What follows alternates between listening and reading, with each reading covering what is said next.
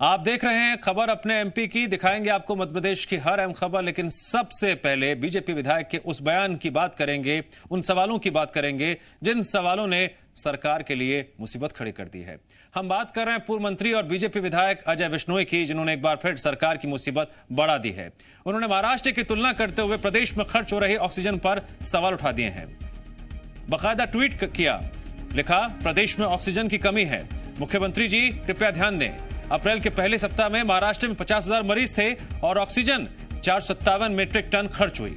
वहीं मध्य प्रदेश में 5,000 मरीजों पर 732 मीट्रिक टन ऑक्सीजन खर्च क्यों हुई? विश्नोई के ट्वीट पर कांग्रेस भी सत्ता पक्ष पर हमलावर हो गई। मध्य प्रदेश कांग्रेस की ओर से ट्वीट करते हुए इसे ऑक्सीजन घोटाले की संभावनाओं से जोड़ दिया गया।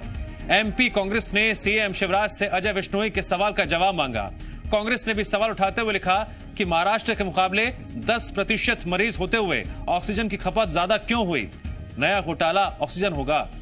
पूरे मामले पर अजय विश्नोई का बयान भी सामने आया। उन्होंने कहा प्रदेश में सरकार कोविड-19 से लड़ने के लिए हर संभव प्रयास कर रही है, लेकिन प्रदेश में ऑक्सीजन की कमी अभी भी बनी हुई है। उन्होंने सवाल खड़े किए कि आखिर ऑक्सीजन की खपत ज्यादा कहां हो रही है। ऑक्सीजन का किसी प्रकार से वेस्टेज हो रहा है तो उस पर भी ध्यान देने की आवश्यकता है। उसके लिए मैंने आज ट्वीट किया है कि मेरे पास जो आंकड़े उपलब्ध हुए एक वेबसाइट के माध्यम से, उसमें महाराष्ट्र की आवश्यकता से ज़्यादा खर्च मध्य प्रदेश में दिखाया गया है। तो ये ज़रा चिंताजनक था। ये बात मैं मुख्यमंत्री जी के ध्यान में लेकर आया। एक और पत्र मैंने माननीय मुख्यमंत्री जी को लिखा है, जिसमें मैंने उनका ध्यान दिलाया है कि जबलपुर में संजीवनी हॉस्पिटल वाले अपना एक ऑक्सीजन प्लांट लगाना चाह रहे हैं, तैयारी हो चुकी है। उनको सिर्फ लाइसेंस नहीं मिल पा रहा है आगरा के एक्सप्लोजिव सेंटर से। तो मैंने उनसे अनुरोध किया है कि वो अपने सोर्सेज का इस्तेमाल करें, उनको लाइसेंस जल्दी दिलवा दें। उनको एक कंटेनर की आवश्यकता है जो ट्रांसपोर्ट करके लाएगा लिक्विड गैस को। वो कहाँ से मिल सकता है, वहाँ के लिए भी मैंने उनको पता दिया है। ये दो जगह मुख्यमंत्री जी यदि मदद कर देंगे तो 10-15 दिन के अंदर हमारे जबलपुर के अंदर 2,000 ऑक्सीजन के सिलेंडर रोज और तैयार होना शुरू हो जाएंगे। ये सत्ता पार्टी का विधायक अगर इस सवाल को उठा रहा है तो सरकार को इसका जवाब देना पड़ेगा। आज परिस्थितियां जो हैं, एक तरफ सरकार कह रही है कि 130 मीट्रिक टन की उसके पास कुल खपत है और आज जो है 287 मीट्रिक टन उनको रोज गैस मिल रही है। तो गैस पे फिर किल्लत क्यों है? क्यों अस्पतालों में लोग रो रहे हैं? क्यों अस्पतालों में लोगों की जान जा रही है? सवाल खड़ा होता है और इसका जवाब सरकार को देना चाहिए। सिवनी में एक तरफ जहां जिला अस्पताल में ऑक्सीजन की समस्या बनी हुई है, वहीं एम्बुलेंस को ऑक्सीजन की कमी से जूझना पड़ रहा है। हालात ये हो गए हैं कि जिले में 22 निजी एम्बुलेंस तो हैं, लेकिन किसी के पास ऑक्सीजन सिलेंडर नहीं है। जिन मरीजों को ऑक्सीजन लगाकर छिंदवाड़ा, जबलपुर और गोंदिया ले जाया जाना है, उन्हें एम्बुलेंस संचालक इनकार कर रहे हैं। एम्बुलेंस संचालकों का कहना है पहले उन्हें छिंदवाड़ा और जबलपुर के ऑक्सीजन प्लांट से सिलेंडर मिल जाते थे, लेकिन सरकारी सप्लाई का हवाला देते हुए अब उन्हें सिलेंडर नहीं मिल रहे हैं। वहीं मंत्री राम किशोर कावरे ने जल्द से जल्द स्वास्थ्य सुविधाओं को दुरुस्त करने का आश्वासन दिया है।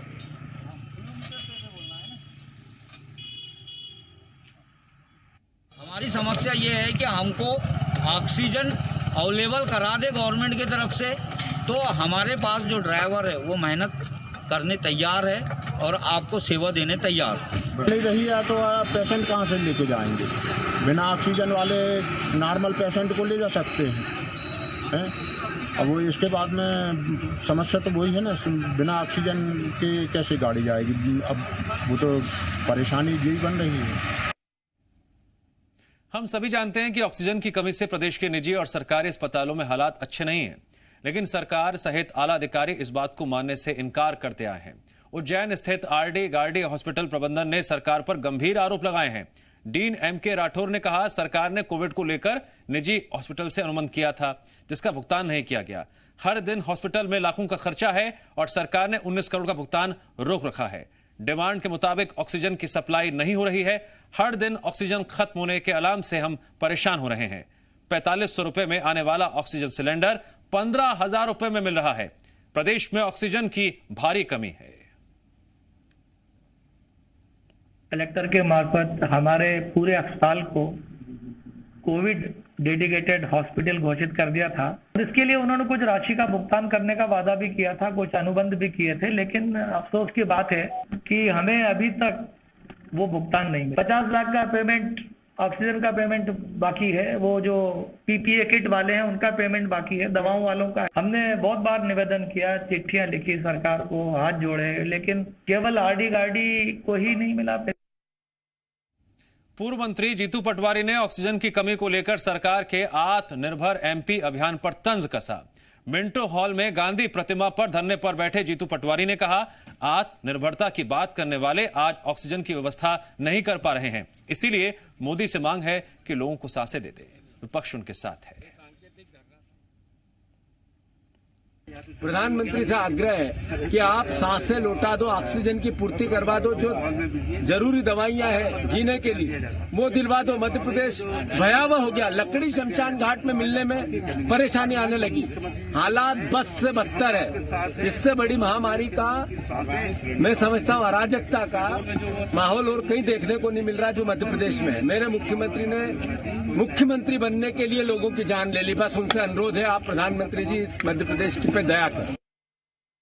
सीएम शिवराज सिंह ने भी ऑक्सीजन की कमी के संकट को स्वीकार किया है। सीएम शिवराज सिंह ने कहा, ऑक्सीजन हमारे लिए चुनौती है, समस्या हर जगह है, लेकिन ऑक्सीजन आपूर्ति की कोशिश पूरी की जा रही है और जरूरत पड़ी तो जिलों में हेलीकॉप्टर से इंजेक्शन भेजे जाएंगे। सीएम ने अपील करते हुए कहा कि मानवता पर संकट है, सभी अपने घर में नवरात्रि और रमजान मनाएं, मुझे माफ कर दें, मैं मास्क पर सख्ती करवाऊंगा।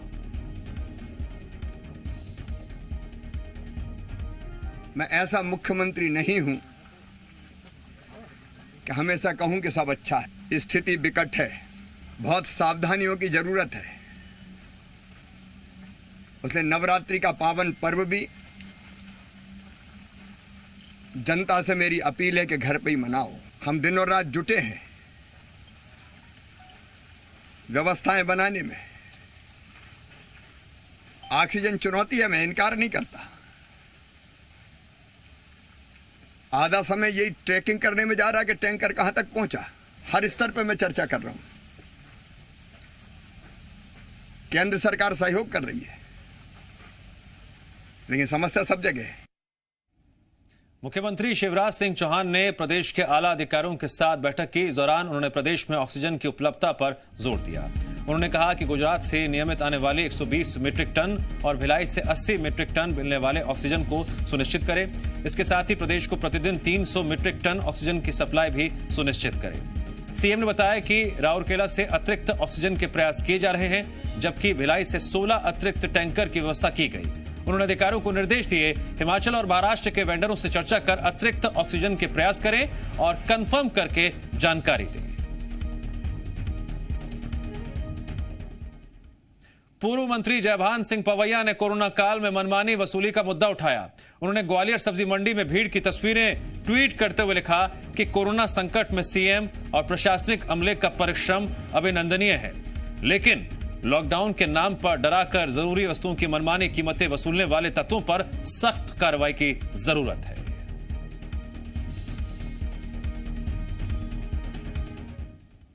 कोरोना से निपटने के लिए सरकार ने समिति बनाई है। 13 सदस्यीय समिति कोरोना से निपटने के लिए सरकार को सलाह देगी। स्वास्थ्य अपर मुख्य सचिव मोहम्मद सुलेमान होंगे समिति के संयोजक। नोबेल पुरस्कार विजेता कैलाश सत्यार्थी भी इस समिति के सदस्य हैं। इस वक्त की अहम खबर, कोरोना से निपटने के लिए अब सरकार ने समिति बनाई है। इस समिति में 13 सदस्य शामिल किए जाएंगे जो कोरोना से निपटने के लिए सरकार को वक्त वक्त पर सलाह देंगे। प्रदेश में कोरोना को लेकर जगह जगह जो स्थितियां हैं, खामियां हैं, व्यवस्थाएं जहां दुरुस्त नहीं हैं और क्या क्या बेहतर कदम उठाए जा सकते हैं जिससे कोरोना संक्रमण की चेन को ब्रेक किया जा सके, मॉनिटरिंग और अच्छे स्तर पर की जा सके, इन तमाम बातों को लेकर 13 सदस्यीय समिति वक्त वक्त पर सरकार को देगी सलाह। स्वास्थ्य अपर मुख्य सचिव मोहम्मद सुलेमान इस समिति के संयोजक होंगे। गौर करने वाली बात यह है कि नोबेल पुरस्कार विजेता कैलाश सत्यार्थी भी इस समिति के सदस्य होंगे। जी मीडिया संवाददाता प्रमोद शर्मा जुड़ गए हमारे साथ इस खबर पर और अधिक जानकारी के लिए। प्रमोद, आखिरकार सरकार को 13 सदस्यीय समिति बनाने की जरूरत क्यों महसूस हो रही है? देखिए, कोरोना संक्रमण का कहर बरपला है। कई तरीके की व्यवस्थाओं को लेकर सवाल खड़े हो रहे हैं और कोरोना से कैसे निपटा जाए, इसलिए देखिए अलग अलग जो वर्ग से आते हैं कोई डॉक्टर है, तो कोई पत्रकार है, तो कोई समाज सेवी है। ऐसे 12 जो बुद्धिजीवी हैं उनको इस कमेटी में रखा गया है। और ये कोरोना महामारी से निपटने के लिए जो उत्पन्न परिस्थितियां हैं उनसे निपटने के लिए जनहितैषी और नीतिगत मामलों में राज्य शासन को सलाह देंगे। देखिए 12 अलग अलग जो बड़े बुद्धिजीवी हैं उनको रखा गया है। कैलाश सत्यार्थी जो नोबल विजेता है उनको रखा गया है, और इसके साथ साथ एमसीयू के कुलपति के.जी. सुरेश समेत कई डॉक्टर भी इस कमेटी में है। और संयोजक इस कमेटी के अपर मुख्य सचिव लोक स्वास्थ्य एवं परिवार कल्याण विभाग रहेंगे। और जो संक्रमण के बीच में क्या क्या जरूरी कदम है, कैसे संक्रमण के बीच में बेहतर व्यवस्थाएं बनाई जाए और क्या क्या आवश्यकता है, सरकार को सलाह देंगे ये सभी बुद्धिजीवी। और जिस तरीके से कोरोना संक्रमण का कहर बरप रहा है, स्वास्थ्य सेवाओं पे कई तरीके के सवाल खड़े हो रहे हैं, ऑक्सीजन की कमी से लगातार अस्पताल जूझ रहे हैं, लोगों की ऑक्सीजन की कमी से मौत हो रही है और इंजेक्शन नहीं मिल रहे हैं, दवाओं का टोटा है, इन सब को लेकर कहाँ क्या काम करने के पुख्ता इंतजाम की जरूरत है, वो ये कमेटी काम करेगी और सरकार को बेहतर तरीके से डायरेक्शन देगी ताकि उस दिशा में सरकार काम कर सके और संक्रमण से निपट सके। जी ठीक है प्रमोद, जानकारी के लिए शुक्रिया।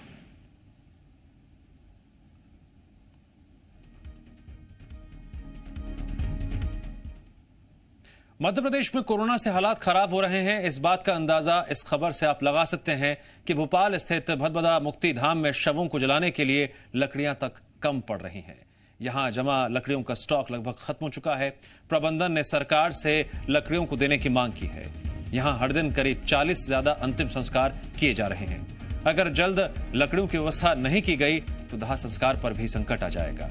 कोरोना से हुई मौत के बाद एक शव को जलाने में करीब 5 क्विंटल लकड़ियों की आवश्यकता पड़ती है। ऐसे में एक शमशान घाट पर हर दिन 200 क्विंटल से भी ज्यादा लकड़ियों का खर्च हो रहा है।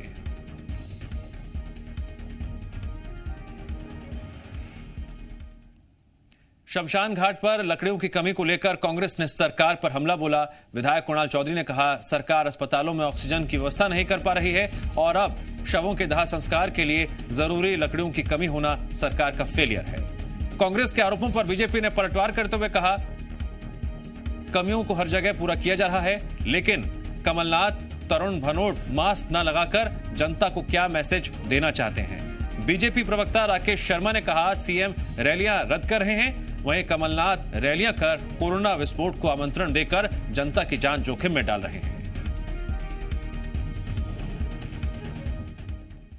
अस्पताल जाओ तो बेड नहीं है, जाओ तो ऑक्सीजन नहीं है, इंजेक्शन अवेलेबल नहीं है, डॉक्टर अवेलेबल नहीं है और आज जो हद की स्थिति आ चुकी है कि शमशान में लकड़ियां तक अवेलेबल नहीं है। जिस तरीके से सरकार की अदूरदर्शिता के कारण देश के लोगों की जाने जा रही है और जान में ये मातम की जगह जश्न मनाने का जो काम कर रहे हैं, स्पष्ट रूप से मध्य प्रदेश और देश की जनता का ये दुर्भाग्य है कि इन्होंने देश की जनता के साथ वहाँ जो संस्था है उनके जो पदाधिकारी उनने सरकार को सूचित किया है कि लकड़ी की आवश्यकता है। उनने डिमांड भेजी है, तुरंत वहाँ लकड़ियाँ उपलब्ध कराई जा रही हैं और हो सकता है अभी तक वहाँ लकड़ियाँ पहुँच गई हों। मध्य प्रदेश में कोरोना फैलाने में सबसे बड़ा योगदान कांग्रेस के नेताओं का है। आप देखिए कि वरिष्ठ नेता कमलनाथ मास्क नहीं लगा रहे हैं, वो क्या संदेश दे रहे हैं जनता के बीच में। उसके बाद तरुण भनोट जी मास्क नहीं लगाते, अगर पुलिस वाला टोक देता है तो उसको सरेआम गाली गलौज करते हैं, उसके साथ उसकी को सस्पेंड कराने की धमकी देते हैं। दमोह उपचुनाव के लिए बीजेपी ने आज होने वाला सीएम शिवराज सिंह चौहान का रोड शो स्थगित कर दिया। अंबेडकर जयंती के मौके पर शाम को बड़ा रोड शो आयोजित किया गया था, लेकिन तेजी से बढ़ रहे कोरोना संक्रमण को देखते हुए रोड शो रद्द करने का फैसला लिया गया।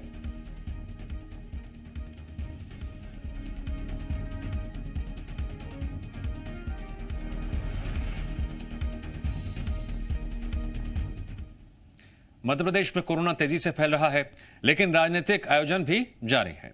दमोह में कांग्रेस ने रोड शो किया, जिसमें प्रदेश कांग्रेस अध्यक्ष कमलनाथ ने शिरकत की। तस्वीरें भी देख लीजिए हुआ क्या। खुली गाड़ी में रोड शो के दौरान प्रदेश कांग्रेस अध्यक्ष कमलनाथ के साथ ही पूर्व मंत्री लखन घनघोरिया और दमोह से कांग्रेस प्रत्याशी की बेटी भी मौजूद रही। हालांकि तबियत खराब होने की वजह से अजय टंडन रोड शो में शामिल नहीं हुए, लेकिन अब जरा तस्वीरों में देखिए क्यों यहां पर सवाल खड़े हो रहे हैं।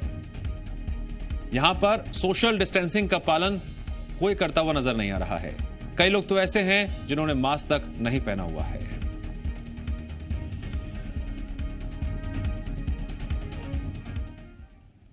दमोह उपचुनाव में कमलनाथ की रैली के बाद कांग्रेस विधायक लक्ष्मण सिंह ने ट्वीट कर निशाना साधा।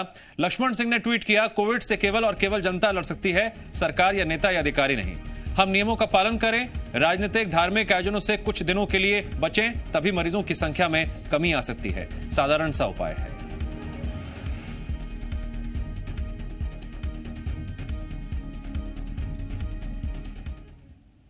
कोरोना संकट के बीच दमोह में चुनाव प्रचार को लेकर कांग्रेस और बीजेपी में आरोप प्रत्यारोप का दौर जारी है। स्वास्थ्य मंत्री प्रभुराम चौधरी ने कहा, सीएम ने रोड शो रद्द कर दिया और कमलनाथ बिना मास्क लगाए रोड शो कर रहे हैं। वहीं पूर्व मंत्री पीसी शर्मा का आरोप है, बीजेपी पहले ही रोड शो कर चुकी है और अब कांग्रेस पर आरोप लगा रही है। उन्होंने भी अपना रोड शो कैंसिल कर देना चाहिए और कई जगहों पर जो आपने जैसा बताया कि मास्क नहीं लगाए, उनको भी मास्क लगाने का पालन करना चाहिए। जनता के हितों के लिए सभी गाइडलाइन का पालन करना चाहिए। खुद को स्वयं को भी मास्क लगाना चाहिए और दूसरों को भी प्रेरित करना। अपन वहाँ पे खुलेआम घूमो, भीड़ करो बड़ी बड़ी, तो कोरोना नहीं फैल रहा है। आप वहाँ के जो केसेस हो रहे हैं, जो जांच हो रही है, उसको जारी कर नहीं रहे, बता नहीं रहे कितने लोगों की जान चली गई, कितने वहाँ पे टेस्टिंग हो रही है, लेकिन उसका रिजल्ट देंगे 18 तारीख को। तो ये तो सब बीजेपी फैला रही, सरकार फैला रही, सब चीज़ों के लिए सरकार जिम्मेदार है। ग्वालियर में 7 दिन के लिए कोरोना कर्फ्यू लगने जा रहा है, लेकिन उससे पहले बाजारों में खरीदारी के लिए जन सैलाब उमड़ पड़ा। कड़ी धूप में भी लोग किस तरह से यहां पर खरीदारी कर रहे हैं, तस्वीरें देखिए। लेकिन दिक्कत की बात यह है कि यहां का प्रशासन देख नहीं रहा है या देखकर भी आंख मूंद चुका है। सोशल डिस्टेंसिंग की यहां पर जमकर धज्जियां उड़ाई गई। शहर के सबसे ज्यादा भीड़ भाड़ वाले इलाके महाराज बाड़ा का जीएमपीसीजी की टीम ने लिया जायजा।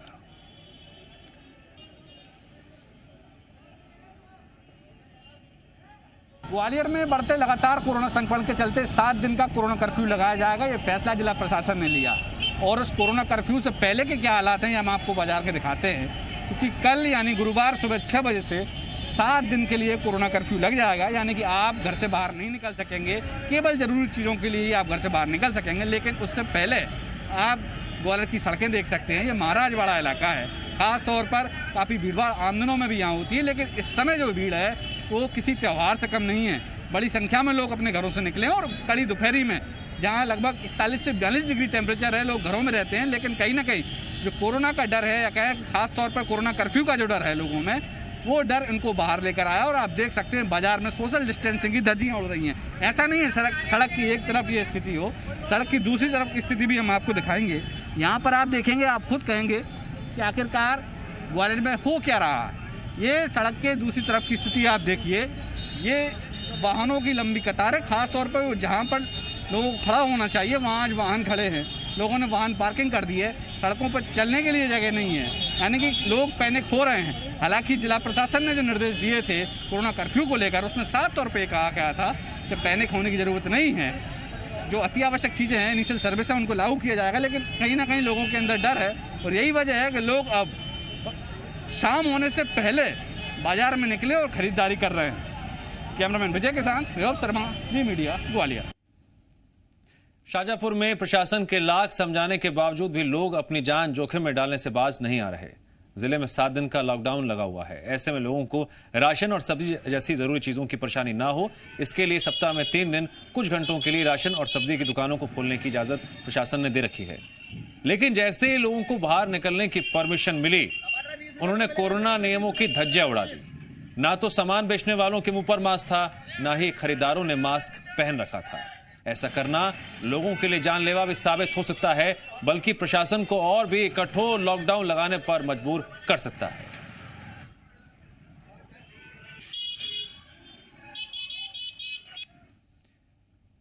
उज्जैन में प्रशासन ने लॉकडाउन के वक्त बेवजह घूमने वाले लोगों को रोकने के लिए अनोखा तरीका अख्तियार किया। बेवजह घूमने वाले लोगों को प्रशासन गिफ्ट में बेशरम का पौधा गिफ्ट कर रहा है, लोगों के बिना काम के बाहर घूमने पर, ताकि उन्हें शर्म आए। दरअसल उज्जैन में प्रशासन ने बढ़ते संक्रमण के बीच सुबह 6 बजे से 10 बजे तक ही राशन और सब्जी जैसी जरूरी दुकानों को खोलने की अनुमति दी है और इसी दौरान लोगों से भी खरीदारी करने के लिए कहा है। लेकिन बावजूद इसके लोग बेवजह बाहर निकल रहे हैं। ऐसे में मोर्चा अब खुद एएसपी अमरेंद्र सिंह और एडीएम नरेंद्र सूर्यवंशी ने संभाल रखा है। चेक पॉइंट्स बनाए गए हैं। चेकिंग पर बैठे अधिकारियों ने लोगों को रोका और बाहर निकलने का कारण पूछा। जो लोग बेवजह बाहर निकले थे उन्हें इसी तरह से बेशरम का पौधा गिफ्ट में दिया गया।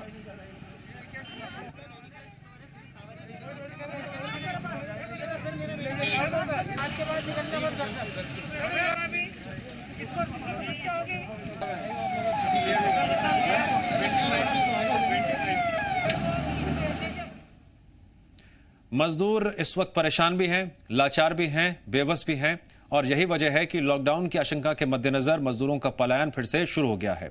ऐसी तस्वीर उज्जैन से सामने आई।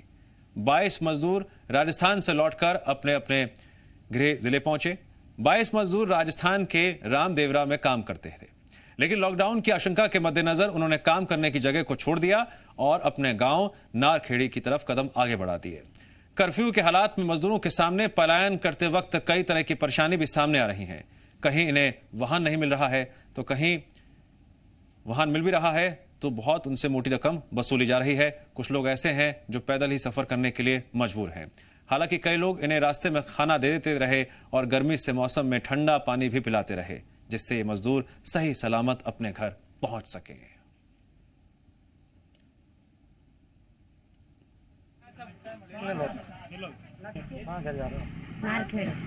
कितने लोग? 22 मिनट। क्यों आ गए? ये लॉकडाउन के डर के कारण आ गए आप लोग? मजदूरी चल रही थी कि नहीं? काम तो चल रहा है, 2 महीना काम था, लॉकडाउन के हिसाब से हम छोड़ के आ गए वापस।